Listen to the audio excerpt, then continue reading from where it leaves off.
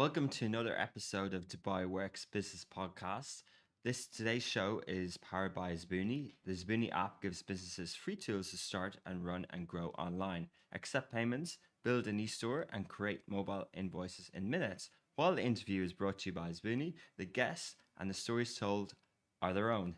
The special guest today, is Doran Davies, the CEO of Bounce UAE, a very popular and colourful destination that many people will have experienced. Since moving to Dubai in 2012, Doran has held the position of Director of Products, Operations, and Global Sales at HTC across Europe and MENA. Before leaving the telco sector in 2013 to set up Bounce. Working with Bounce Australia, UAE teams, the first Bounce venue will opened in UAE in Al Quoz in 2014, and we'll hear a lot more about how that came about. So, good morning, Doran. Good morning. How are you? I'm very good, thanks. How are you? For those listening on the podcast, they won't see your very colourful background in Bounce. Is that where you are now? Yeah. We have our office located in the Al Quoz venue, which is the industrial area of Dubai, but we like to make it colourful. Hence the backdrop and all the colourful trampolines and padding that we have in the venue. But I'm doing great. Thanks for asking. And I see a couple of awards back there behind you as well. So strategically placed. For all these Zoom calls that we're having these days. Yeah, that's right. Why not? That's right. Why not? So what is Bounce for those who aren't familiar with it? Yeah, great question. So I kind of put Bounce in the bucket of sports and entertainment. Think about a big warehouse, a big building that's full of trampolines, circus grade padding, ninja warrior courses, and a lot of energy and a lot of inspiring people to fill it. Interesting.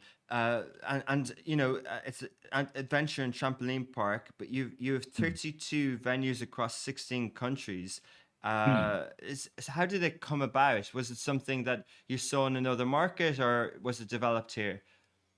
Yeah, no, great question. Look, the story goes back to 2013. This was a business that I never intended to start up, never even thought about, the kind of trampoline concept, the sports entertainment industry. My background is in the technology sector. I was in the mobile phone business for 13 years, whether it's based in Europe or it was actually the catalyst that brought me over into the Middle East back in 2012. And it was probably one of those cases of, right time, right place. You've got to have a little bit of luck sometimes in life. That happened in 2013. I was friends with a Australian guy called Ross, who is now my business partner, and over a barbecue at my house in some very hot summer's day, he took his phone out of his pocket and showed me this video of a place called Bounce that was based in Australia. And then the video was pretty inspiring. Lots of people flying around doing some amazing tricks, and most importantly, a lot of smiles on people's faces. And then he put it on me. He said, "I'm going to do it. Do you want to do it with me?" And it was as simple as that, really. Wow. So you left. So yeah, you were in the telco space and you jumped into this. Yeah. Did you want to be an entrepreneur? Had you inkling during your corporate career, should I say? Yeah. It's a funny one. I think you always start off in the world of work with ambition, energy, appetite to achieve. It's just how you do that. Whether you do that in an existing corporate structure, an existing business, or you go your own path. And for me, I got into the telecoms industry.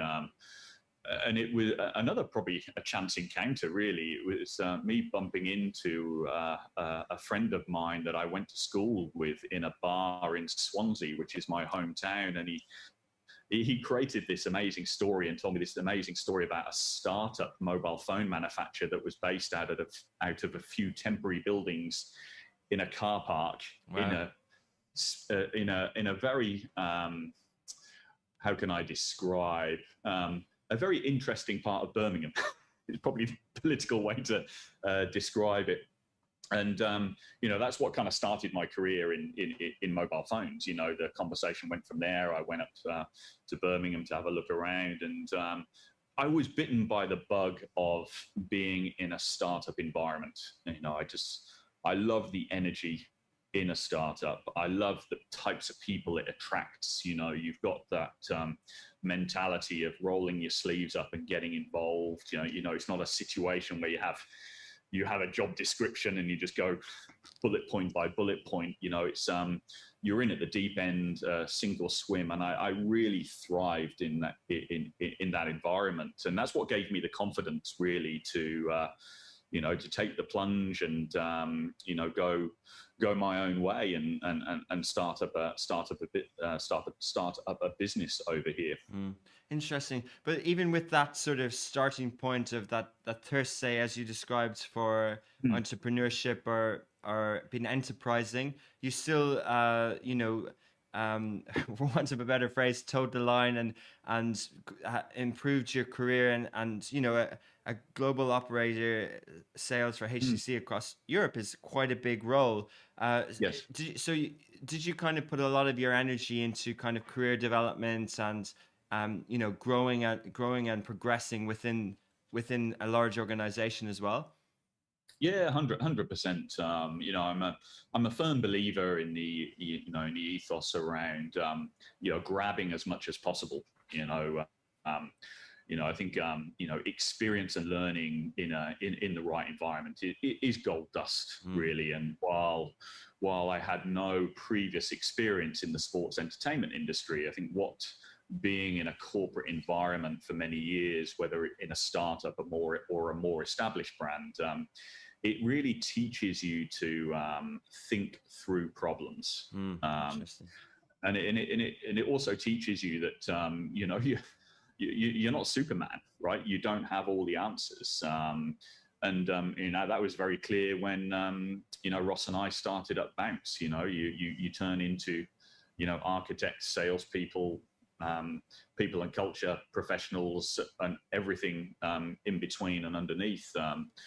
And I took a lot of advice and help from other people in the industry, you know, friends, colleagues that I'd worked with in the past. And I think having that, you know, that background in bigger businesses gives you the confidence to be able to do that. You know, to understand your own kind of blind spots and weak areas, and not necessarily see that as a negative, because you can find a way. You can always find a way, and that kind of has stayed with me ever since, really, and it has been quite formative on my career.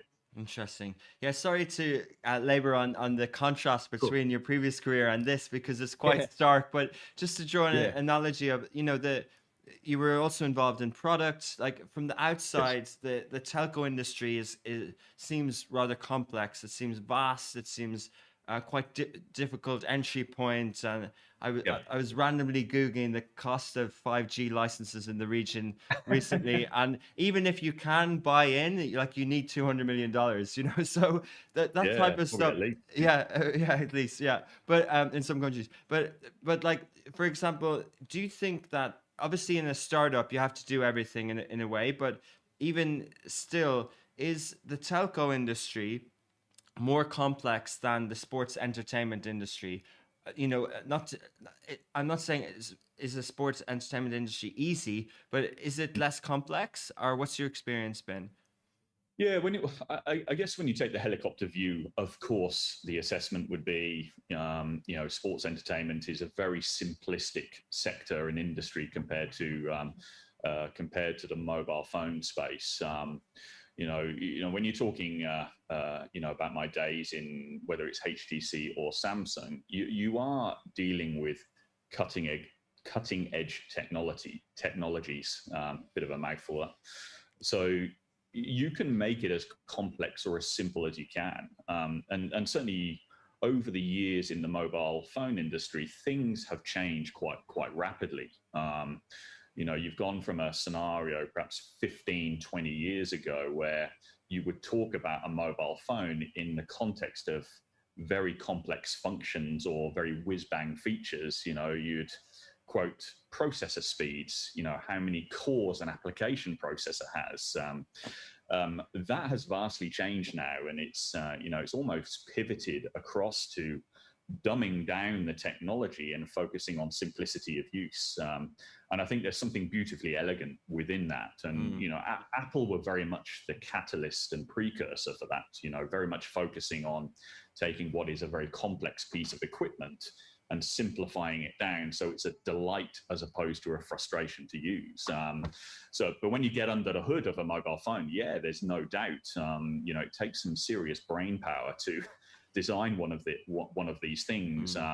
Where I focused my efforts was more around those use cases and what problems are we trying to solve with this technology. And that's not an easy thing to do. It might sound simple, but it's not an easy thing. It's not an easy thing to do. You have that dynamic where the engineering teams are always trying to push the envelope, use the latest and greatest technology, and think that that's what consumers want.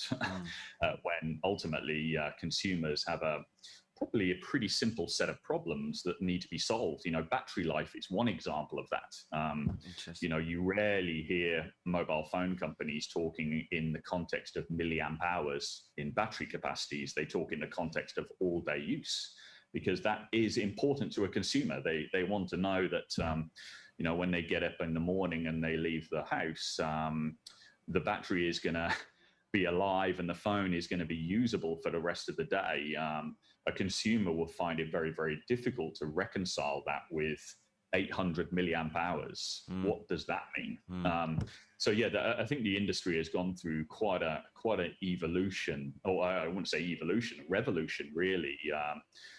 In terms of simplifying these things down, focusing on problems that need to be solved, and the sector has changed dramatically over time as well. Since I've been involved, you had that scenario where the power was with the mobile phone manufacturers for a period of time. So people bought the mobile phone brand.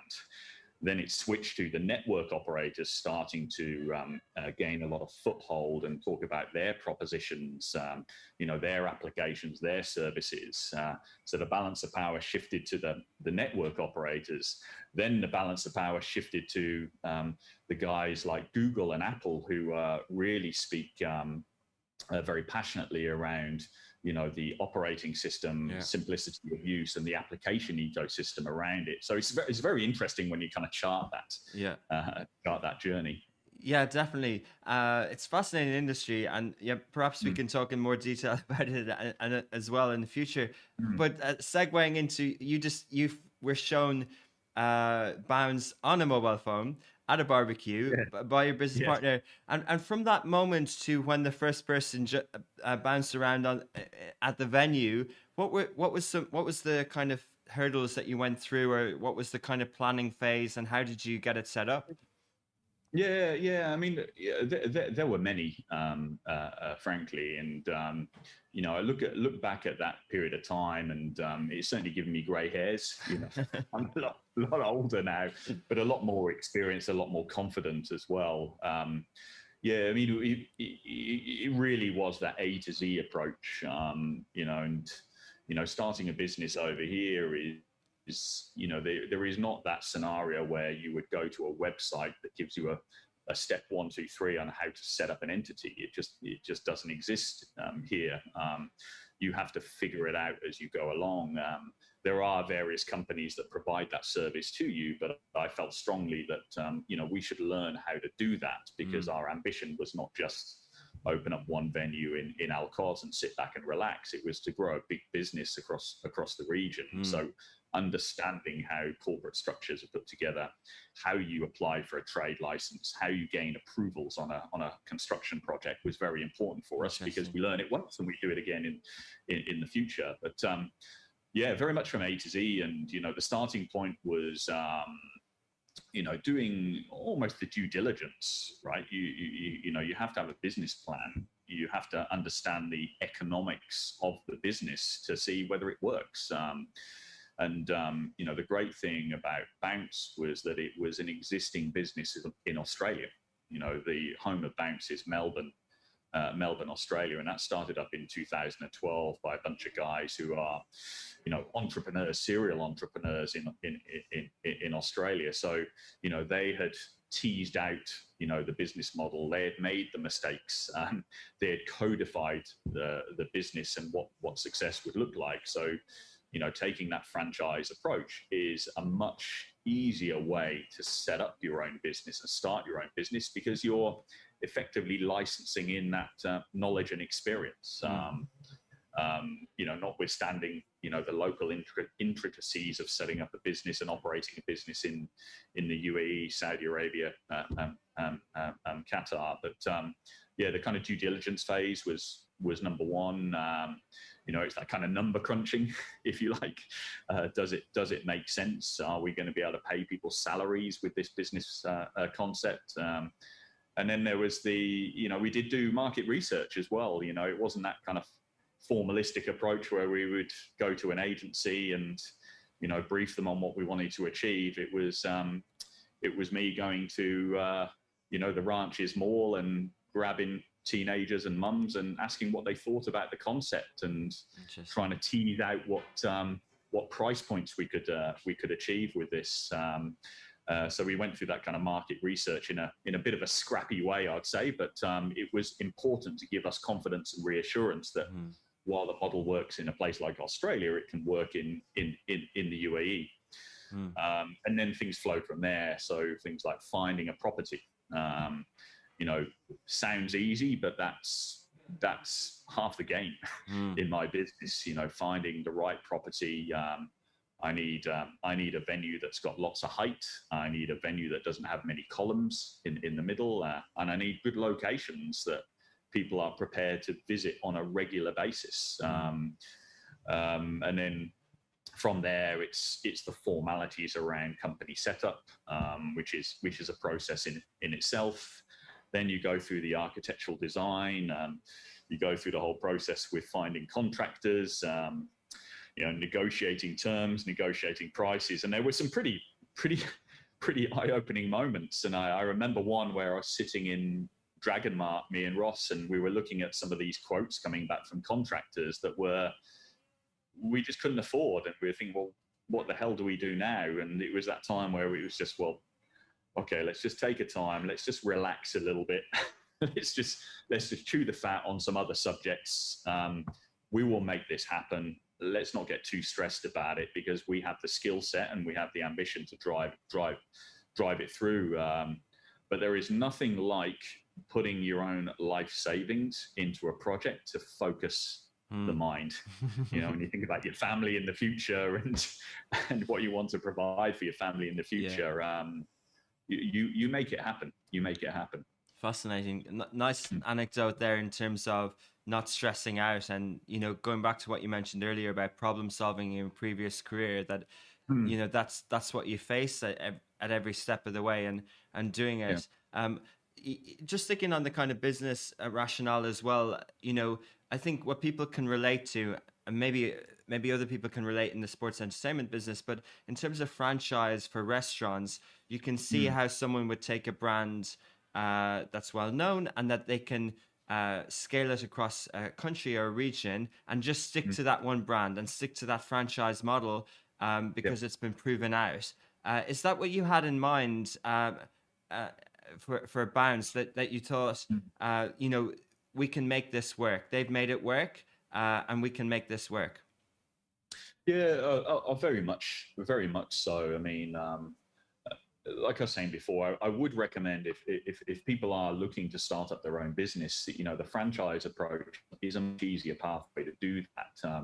With the franchise approach, you do need to recognize, understand, and also be okay with the fact that there is always that royalty stream that goes back to the brand owner.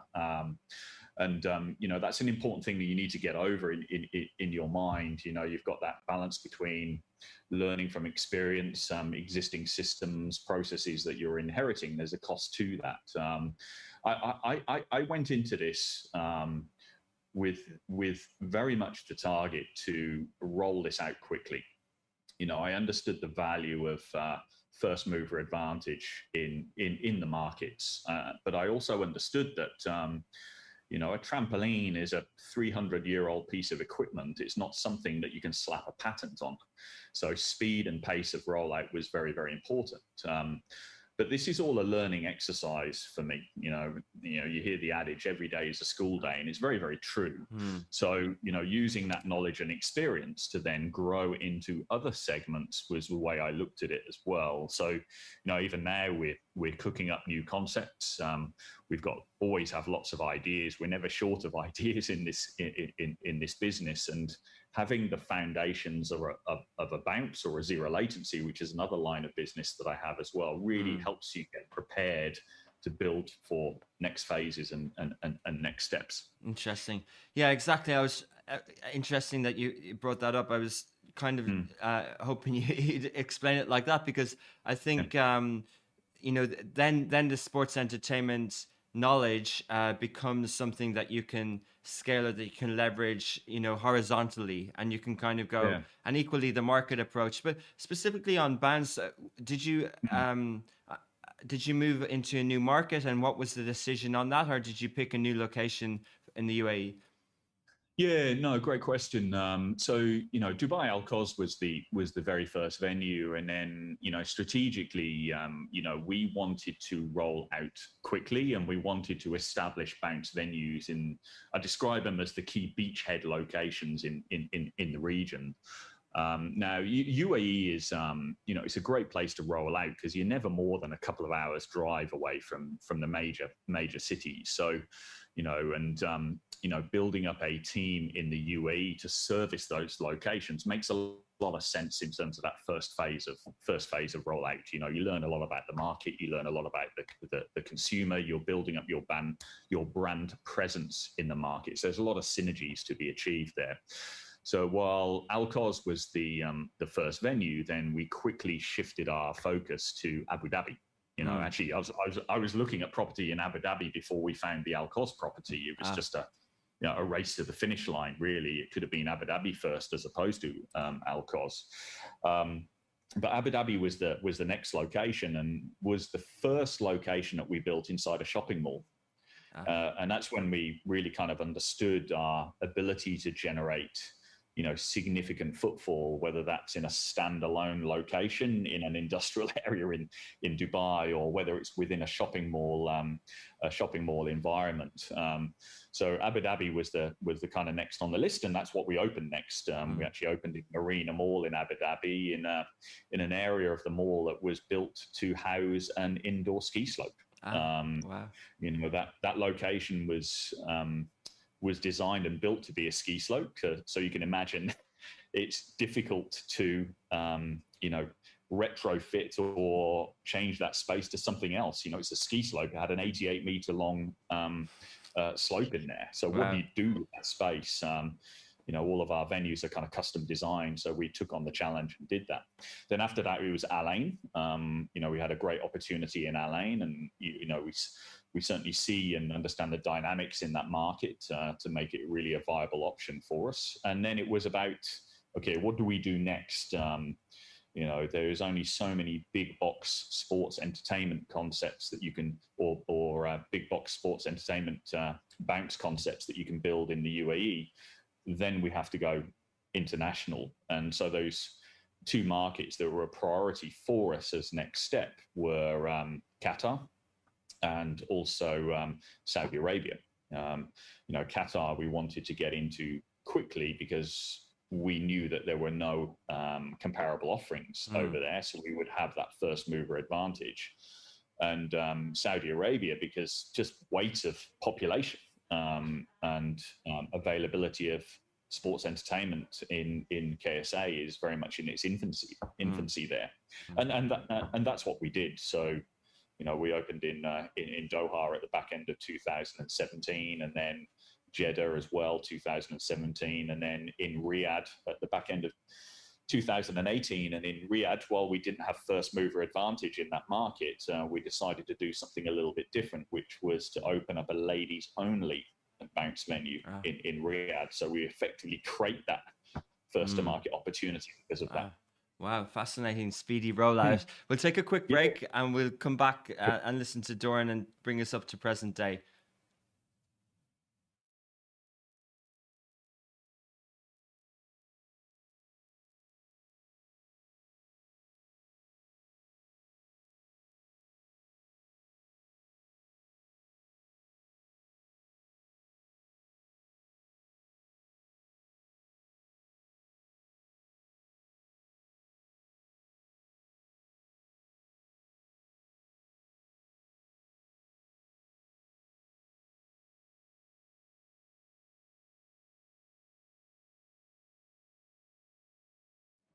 And we're back. So, Doran, you brought us up to the end of 2018. You've, over 5 years, you've brought a new brand to the region. You've scaled it out to 3 locations in the UAE, 2 in Saudi Arabia, 1 in Qatar. How was business at that time? Yeah, oh, fantastic. Fantastic. I mean, the concept that we have is so elegantly simple that it's just mass market. No prior skills required to jump up and down. It takes you back to those days when you're a kid and you jump up and down on your bed. It really is like that. So the fact that it's a very simple to understand concept and very simple to use means that it's been massively successful. I couldn't be happier with Yeah. the results that we've achieved. Is it like, we talked off air at the start, it's kind of open to all ages. Is it like an entry fee? Do you have different packages, or how accessible? How much do I need to know about the prices or the duration, or can I just show up at one of your locations and take it from there? Yeah, 100%. We've got a few options. Broadly, you can walk in. So you're passing on the street and you want to have a jump around with us. You can walk in. We also have a website where you can book online. It's bounce.ae. And back in 2014, I think we were one of the very, very first in the entertainment sector to offer online bookings. And then we also have a contact center. So we've got some pretty special guys and girls manning the phones just in the office behind me, who are happy to take bookings and give information and advice over a phone call as well. So a few options available to customers. Interesting. And just talking again about the structure of the business and the margins in terms of, do you have to get investment to fit out these big buildings? You've got staff costs, you've got technical costs and things like that. Is for people to understand, is it something that pays off over time, or can you make it profitable, once the business is coming in? Yeah. Well, it's I wouldn't be in this business if it wasn't a profitable business. Of course, there needs to be a return, especially when you put in all your life savings into the business. You need to know that you are going to make that money back and you're going to multiply it up effectively. We've been very fortunate in the sense that the business has performed very, very well because we have a fantastic team in the business, which has meant that the growth that we've experienced over time has been funded by the cash generated by the business. So I'm quite proud of the fact that we're effectively a debt-free company in that sense. And when I look back at Wow, 2020, I'm quite thankful of that yeah. as well. I think our business is I'd say there are some unique elements to it. There's a relatively high bar to entry. There are some significant outlays to build a bounce venue, whether that's deposits with landlords, whether that's the equipment that you buy, whether it's the contractors that you use to build the place. So it's not something that you can just turn around and one day and think, right, I'm going to build a bounce the next day. You really need to carefully consider it because it's not a cheap thing to do, and it's not a cheap thing to do very, very well. But over time, the business has grown because we've done, and I can't put it down to me. Obviously, it's it's the team that we hire to do the job as well has done a fantastic effort, to turn this business into one venue into 10 operating venues across the region. Amazing success story, and good to hear from starting out in Dubai. So, Mm. coming up to the dreaded topic of conversation, the global pandemic, and Yeah, it must have been, as it was for everyone, quite disruptive. Kind yeah. of almost exactly a year ago now. How did you deal with that sudden shock, and then how did you bounce back? Yeah. No pun intended.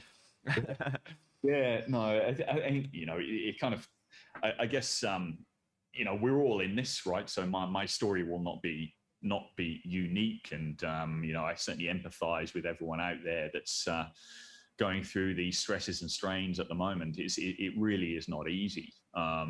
When I cast my mind back in 2020. It's a combination of a story that I both want to forget and also remember at the same time. There's some really important life lessons here.